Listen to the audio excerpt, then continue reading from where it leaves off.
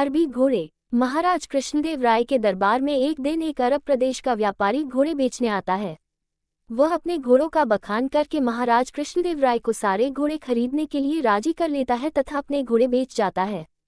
अब महाराज के घुड़साल इतने अधिक घोड़े हो जाते हैं कि उन्हें रखने की जगह नहीं बचती, इसलिए महाराज के आदेश पर बहुत से घोड़ों को विजयनगर के आम नागरिकों और राजदरबार के कुछ लोगों को 3 महीने तक देखभाल के लिए दे दिया जाता है। हर एक देखभाल करने वाले को घोड़ों के पालन खर्च और प्रशिक्षण के लिए प्रति माह 1 सोने का सिक्का दिया जाता है। विजयनगर के सभी नागरिकों की तरह चतुर तेनालीराम को भी एक घोड़ा दिया गया। तेनालीराम ने घोड़े को घर ले जाकर घर के पिछवाड़े एक छोटी सी घुड़साल बनाकर बांध दिया और घुड़साल की नन्ही खिड़की से उसे हर रोज थोड़ी मात्रा में चारा खिलाने लगे। बाकी लोग भी महाराज कृष्णदेव राय की सौंपी गई जिम्मेदारी को निभाने लगे। महाराज नाराज ना हो जाए और उन पर क्रोधित हो कोई दंड न दे दे, इस भय से सभी लोग अपना पेट काट काट कर भी घोड़े को उत्तम चारा खरीदकर खिलाने लगे। ऐसा करते करते 3 महीने बीत जाते हैं।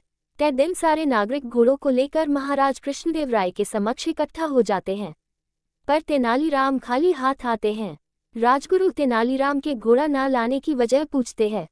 तेनालीराम उत्तर में कहते हैं कि घोड़ा काफी बिगल और खतरनाक हो चुका है और वह खुद उस घोड़े के समीप नहीं जाना चाहते हैं।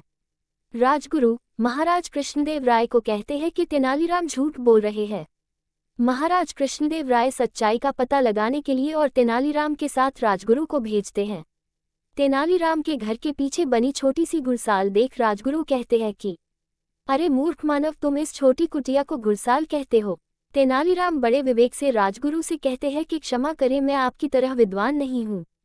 कृपया घोड़े को पहले खिड़की से झांक कर देख लें और उसके पश्चात ही घुड़साल के अंदर कदम रखें। राजगुरु जैसे ही खिड़की से अंदर झांकते हैं, घोड़ा लपक कर उनकी दाढ़ी पकड़ लेता है। लोग जमा होने लगते हैं। काफी मशक्कत करने के बाद भी भूखा घोड़ा राजगुरु की दाढ़ी नहीं छोड़ता है। अंततः कुटिया तोड़कर तेज हथियार से राजगुरु की दाढ़ी काटकर उन्हें घोड़े के चंगुल से छुड़ाया जाता है। परेशान राजगुरु और चतुर तेनालीराम भूखे घोड़े को लेकर राजा के पास पहुंचते हैं। घोड़े की दुबली पतली हालत देखकर महाराज कृष्णदेव राय तेनालीराम से इसका कारण पूछते हैं।